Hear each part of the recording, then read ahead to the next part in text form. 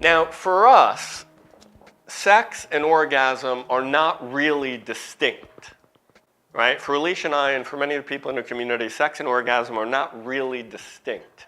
Usually, orgasm is the sort of culmination or goal of sex or something like that. But orgasm actually has the possibility, the potential to be more like a state of being, a state of body and mind. More than a state of being, a state of body and mind, something we feel. It's a state of being released and let go when we're turned on and our bodies are released and let go, as many of you experienced during your sensuality exercises last night. You get a very different level of sensation. You get a lot of feeling of release. Like if you just keep your hips relaxed and you put your attention on your genitals, I'm doing it now with you, it's fine. You know, like you get there's a good feeling, there's a feeling of release if you're relaxed. If you're not uptight, neck up, you know, like this, if we're heart open, relaxed, feeling our bodies, and there's some energy in the room or somebody we're talking to or something like that. Like we feel a lot in our bodies, much less, you know, when we're in bed with somebody.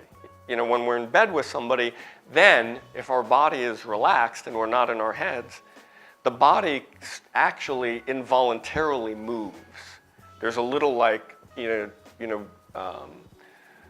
energy. You could call it this kind of energy or that kind of energy, but it's always related to, at least physically, related to orgasm. Because you can ultimately accomplish more and more intense sensation by the relaxing and the pushing out. So it's a shift from how you've been doing it, and it's you're reaching, you're pushing out, and relaxed at the same time. Right? So that's what orgasm actually is. If the first people to really define it clinically were Masters and Johnsons, and they defined it clinically instead of that orgasm was the peak of sexual excitation, which is what the dictionary says, but that doesn't say anything about it. They defined it as involuntary contractions in the genitals and darkness around the eyes and flushing and engorgement of the erectile tissue, all of these, right?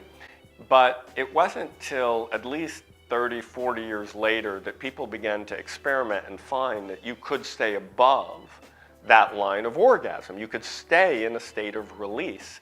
And it was largely driven by if the muscles around the perineum, around the anus, around the genital, if those muscles, which are usually held tight, are not held tight but are pushed out, that are actually not only pushed out, but that are able to move their full, like the muscular thing that's happening during an orgasm, that you have that much range and access and consciousness and freedom of movement in that muscle, that muscle, unlike other muscles, wants to, upon sexual excitation, just wants to stay in a state of involuntarily release and contraction.